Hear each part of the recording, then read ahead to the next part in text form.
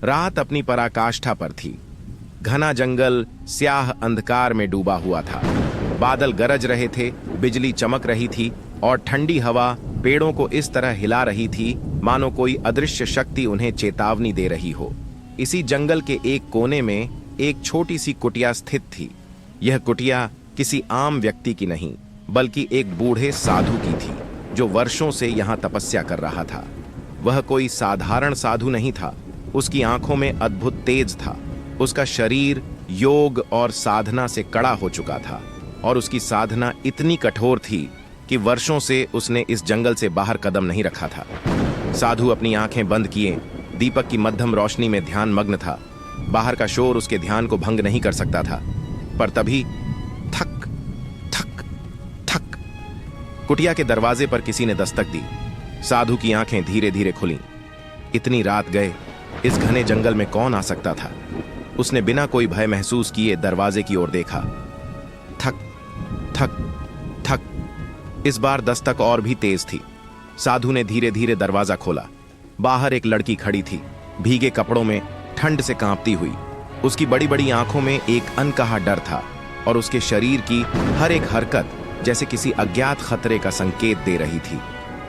बाबा, मेरी मदद कीजिए, कोई मुझे मारना चाहता है, लड़की कांपते हुए बोली। साधु कुछ क्षण उसे देखता रहा। वह कोई साधारण लड़की नहीं लग रही थी।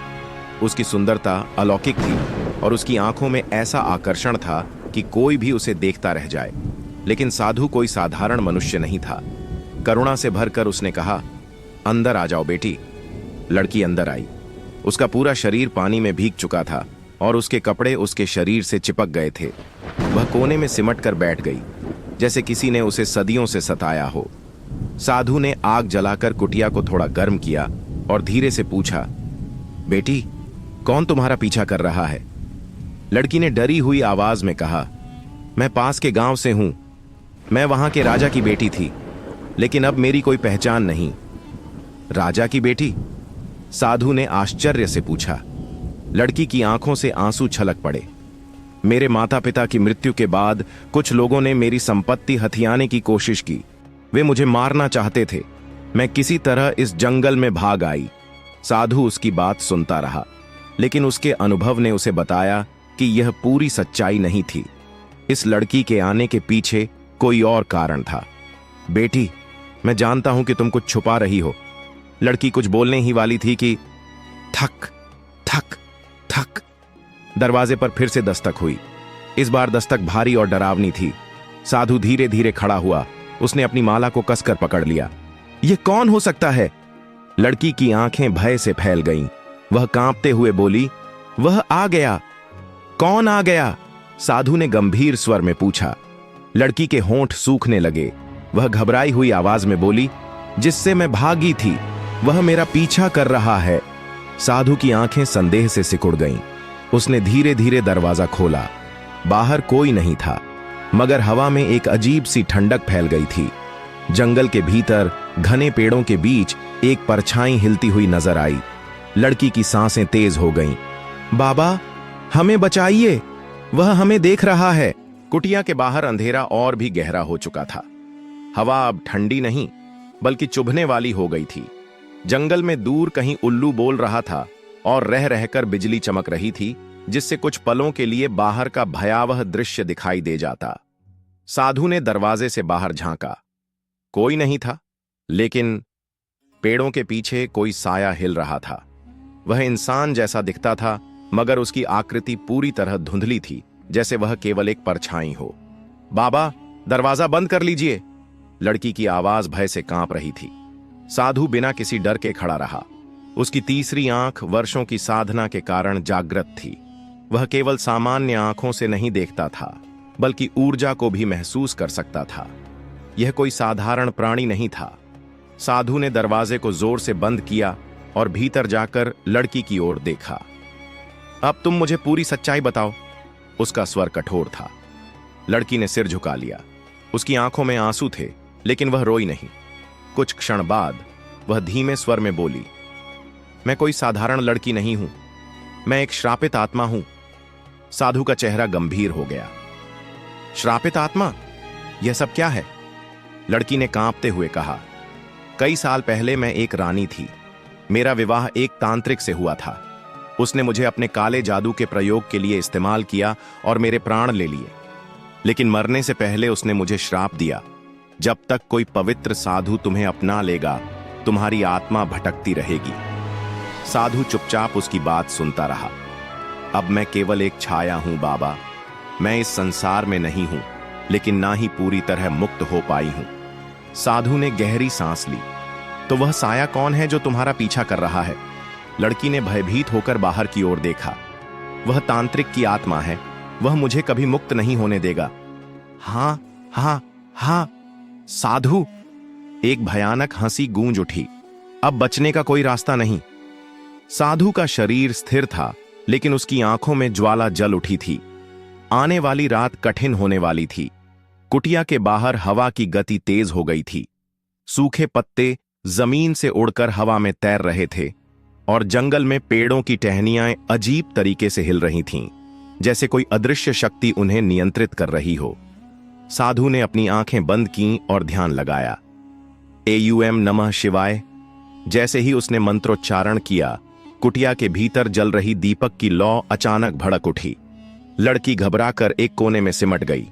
तभी ठक ठक ठक दरवाजे पर फिर से दस्तक हुई, मगर इस बार यह दस्तक भारी थी, जैसे किसी भयानक शक्ति ने दरवाजे पर प्रहार किया हो। साधु ने धीरे धीरे आंखें खोलीं और लड़की की ओर देखा। यही वह तांत्रिक की आत्मा है। लड़की कांप रही थी। उसने सिर हिलाया। हाँ बाबा, यह बहुत शक्तिशाली है। यह मेरी आत्मा को कभी मुक्त नहीं होने देगा। साधु ने गहरी सांस ली। कोई भी शक्ति ब्रह्मांड के नियमों से परे नहीं होती। इसका भी अंत होगा। हाँ हाँ हाँ साधु, तू मुझे रोक नहीं सकता। आवाज गूंजती हुई अंदर तक घुस गई। दरवाजा खोल। साधु शांत खड़ा रहा। उसकी आंखों में अब गंभीरता थी। नहीं तो फिर मैं इसे तोड़ दूंगा। अचानक दरवाजा जोर से हिलने लगा। कुटिया की दीवारें भी कंपन करने लगीं। हवा के झोंकों ने अंदर जलती हुई आग को बुझा दिया और अब वहां केवल घना अंधेरा था। लड़की ने डर से साधु की ओर देखा। बाबा, यह भीतर आ जाएगा। साधु ने मंत्र बुदबुदाया और अपनी कमंडल से गंगा जल निकालकर दरवाजे की ओर छिड़क दिया। एयूएम अपवित्र पवित्रो व सर्वावस्थां गतोपि वा यस्मृत पुंडरीकाक्षम सबाह्याभ्यंतरः शुचिः। जैसे ही गंगा जल के छींटे दरवाजे पर पड़े, एक भयानक चीख सुनाई दी। आह नहीं, यह संभव नहीं। कुछ क्षणों के लिए हलचल थम गई। लड़की ने राहत की सांस ली। बच गए? साधु ने सिर हिलाया। नहीं, यह अभी गया नहीं है। यह केवल पीछे हटा है, पूरी तरह समाप्त नहीं हुआ। लड़की ने कंपकपाते होंठों से कहा। फिर हमें क्या करना होगा? साधु ने गहरी सांस ली। हमें इसका मूल कारण खोजना होगा। तुम्हारे इस श्राप के पीछे कोई राज छिपा है। तभी कुटिया की छत से एक साया नीचे उतरने लगा। साधु ने ऊपर देखा। हां हां हां साधु, तुझे लगा कि तेरा पानी मुझे रोक सकता है? एक भयानक परछाई अब हवा में तैर रही थी। उसकी आंखें गहरी काली थीं और शरीर धुएं की तरह हिलता डुलता था। अब तेरा अंत निश्चित है। कुटिया के भीतर भयानक अंधकार छा गया। हवा में एक अजीब सी ठंडक फैल गई थी, जैसे समय वहीं थम गया हो। लड़की सहमी हुई कोने में बैठी थी। उसकी सांसें तेज थीं। साधु ने अपनी आंखें बंद कर लीं और अपने कमंडल से थोड़ा गंगा जल उठाकर मंत्रोच्चारण किया। एयूएम त्र्यंबकम यजामहे सुगंधिम पुष्टिवर्धनम उर्वारुकमिव बंधनान मृत्योर्मुक्षीय मामृतात्। जैसे ही उसने जल छिड़का, कुटिया में तैरती परछाई एक पल के लिए चिल्लाई, लेकिन फिर वह और भयंकर रूप ले चुकी थी। हाँ हाँ हाँ साधु, तुझे लगता है कि यह तेरा जल मुझे रोक सकता है? अब वह कुटिया के अंदर पूरी तरह प्रवेश कर चुकी थी। हवा और ठंडी हो गई थी। दीपक की बची हुई लौ भी बुझ चुकी थी। केवल भयंकर अंधेरा था। अब तेरा अंत निश्चित है। साधु ने अपनी आंखें खोलीं और बिना घबराए बोले। तू कौन है? मैं वही हूं जिसने इस लड़की को श्राप दिया था। मैं वही हूं जिसने इसे जन्मों तक भटकने का अभिशाप दिया। लड़की ने डर से साधु की ओर देखा। बाबा, यह वही तांत्रिक है जिसने मुझे अपने काले जादू का शिकार बनाया था। साधु ने गंभीर स्वर में कहा। तो तू इस आत्मा को मुक्त क्यों नहीं होने दे रहा? क्योंकि यह अब मेरी है। इसकी आत्मा मेरे जादू से बंधी हुई है। अगर यह मुक्त हो गई तो मेरी शक्ति समाप्त हो जाएगी। साधु ने गहरी सांस ली। शक्ति के लोभ में तूने अधर्म किया है, अब तेरा अंत होगा। हाँ हाँ हाँ साधु, तुझे लगता है कि तेरे मंत्र मुझे रोक सकते हैं? परछाई ने अचानक साधु पर हमला किया। एक भयंकर झोंका साधु की ओर बढ़ा, लेकिन साधु ने अपने हाथ से उसे रोक लिया। एयूएम नमः शिवाय। जैसे ही साधु ने मंत्र का जाप किया, उसके चारों ओर एक दिव्य प्रकाश उत्पन्न हुआ। तांत्रिक आत्मा जोर से चीखी, आह हा, ये क्या कर रहा है? साधु ने अपने त्रिशूल को उठाया और जमीन पर जोर से मारा। अब तेरा अंत होगा। अचानक पूरा जंगल कांपने लगा। कुटिया के चारों ओर दिव्य ऊर्जा का घेरा बन गया। लड़की ने अपनी आंखें बंद कर लीं। साधु ने अपनी शक्ति बढ़ाई और उसकी आवाज पूरी कुटिया में गूंज उठी। एयूएम ह्रीं क्लीं नमः शिवाय। परछाई चीख उठी, नहीं, यह असंभव है। एयूएम अपराजिता स्वाहा। साधु ने गंगा जल की अंतिम बूंदें हवा में फेंकी और देखते ही देखते तांत्रिक की आत्मा आग की लपटों में जल उठी। चीखों की गूंज जंगल में फैल गई।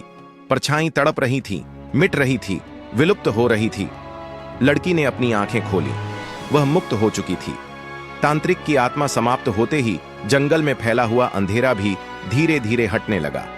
आसमान में बादल छोंट गए और चांद की रोशनी कुटिया के आसपास फैल गई। लड़की साधु के पास आई। बाबा, मैं मुक्त हो गई। साधु ने सिर हिलाया। हाँ बेटी, अब तू इस जन्म मरण के बंधन से आजाद हो गई। लड़की की आंखों में आंसू थे। लेकिन अब मैं कहां जाऊंगी? साधु ने उसकी ओर देखा और कहा, अब तू अपने वास्तविक रूप में जा सकती है। तेरा कर्म पूरा हो चुका है, अब तुझे मुक्ति मिलेगी। लड़की मुस्कुराई। उसके शरीर से हल्की रोशनी निकलने लगी। बाबा, आपने मुझे बचा लिया। मैं आपके इस आण को कभी नहीं भूलूंगी।